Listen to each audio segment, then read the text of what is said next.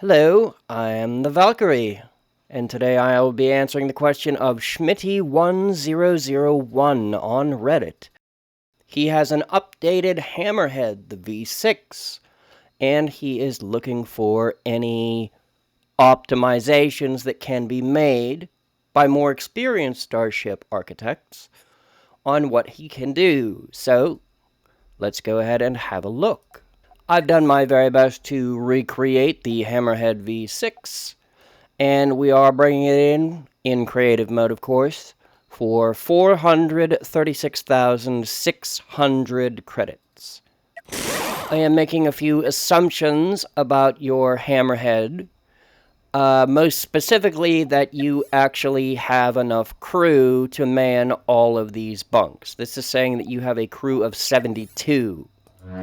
I don't know if that's strictly accurate, but let's go ahead and wait for this to populate.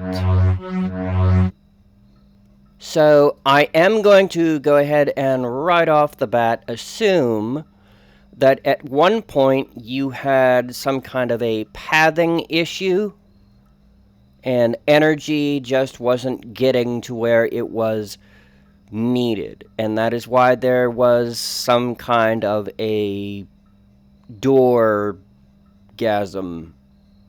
all over the place. But I can already see quite a number of optimizations that can be done in just right away. So let's get right into it.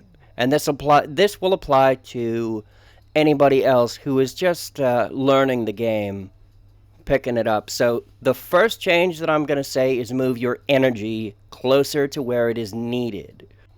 So you have these two power capacitors, and I am assuming that they are there to supply power to your shield generators and I guess also the hyperdrive. So let's go ahead and reorient this to something that's a little easier for my brain to handle. So what we're going to do is we're going to move them closer to where it needs to go. So we're going to go ahead and do this on one half of the ship. That way you can compare them.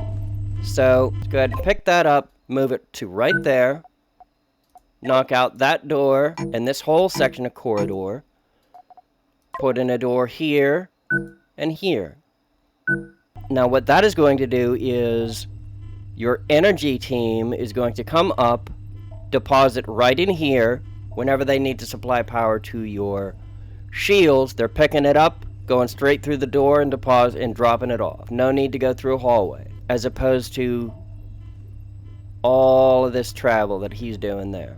Something else I'm going to do is I'm going to pick up that power plant and move it adjacent to these two ion beams. So let's go ahead and put in some doors here. Now these two ion beams are going to get power directly from the reactor, and it's also going to shorten the distance to get to these other two ion beams.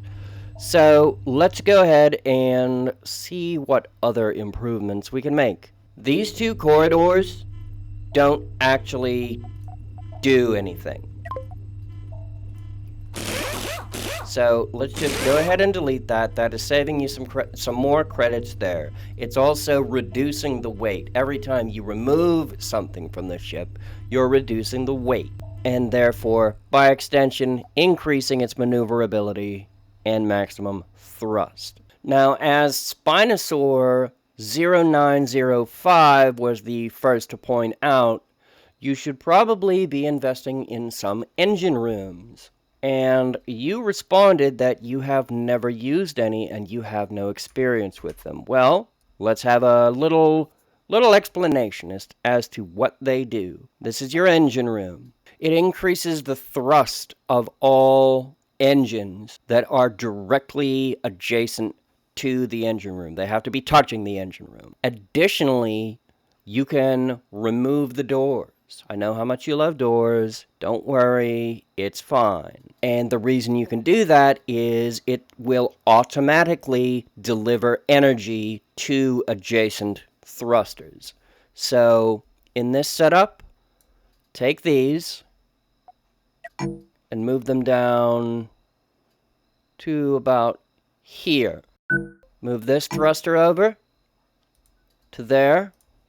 We can plop an engine room right there. It is adjacent to all of the thrusters you already have. And now we just connect it with a small bit of corridor. We don't need a full corridor here. 100 crewmen can fit on a 1-block wide corridor. And since you no longer require any of these doors, I know I'm removing your doors. Just take a deep breath. You now have one path from the reactor to deliver energy to the engine room, which will automatically distribute power to all of your thrusters. The downside to this, however, is that in order for an engine room to work, it requires a crew of 2.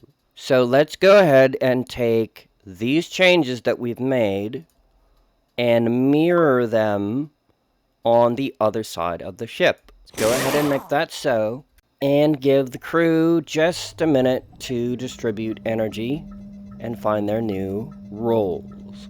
These 2 thrusters are not powered because they are not adjacent to the engine room, but that is a very easy fix. If you're satisfied with this, then by all means, keep it. But let's see if we can make a few more improvements. You have this little slot in between your airlock and your fire extinguisher, which doesn't serve a function.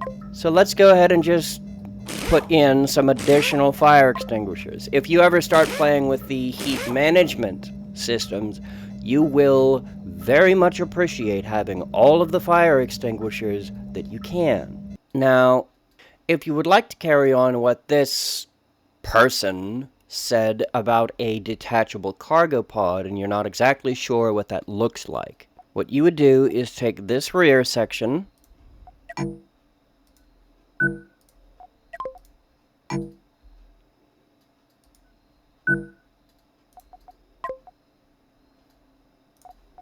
let's keep the ship symmetrical.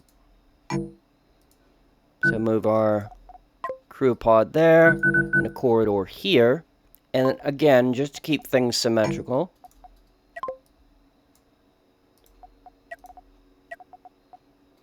let's go ahead and mirror that there. So we're going to do a 3-block gap with corridor here. Just for a little bit of extra stability, we're going to put some structure here. And then we're going to take this explosive charge and place it right there. Now this isn't exactly symmetrical, but it's symmetrical enough for this. So let's go ahead and do a small flight test. So let's say that you are running for your life from a gunship or some other thing. Now you are moving with the engine room. You are moving at a very good clip, 96 meters a second. I actually haven't tested your ship without the engine room, so I don't know what its original speed was. But we can take this explosive charge, detonate it, and that gives you a small but noticeable boost to your speed. What that is a little bit more noticeable on a larger ship that has more weight. So let's go ahead and grab one of my ships.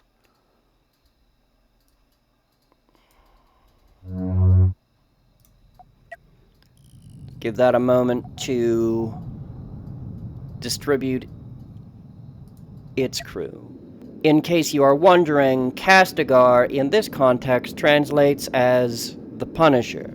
So let's go ahead and set a nice course. Now, as my vessel is moving, it's topping out at 64.5 meters a second.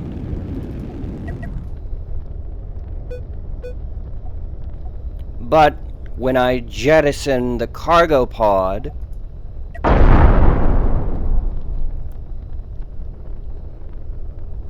you can see the top speed getting quite significantly higher. Plus, once it is separated, it functions as its own ship. You can see that it has... I have placed a cockpit on here. I have also placed my reverse engine thrusters on here as well. There is too much going on for the cockpit to handle, but that is easy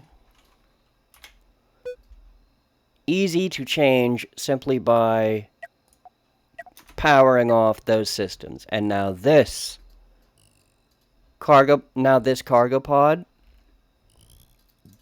once I alter the flight direction,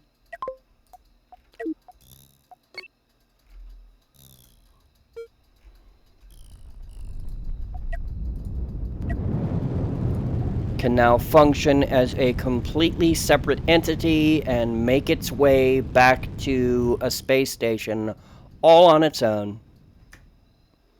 Well, Schmitty, I hope you were able to find some of this information useful. I hope you were at least mildly entertained about what you saw.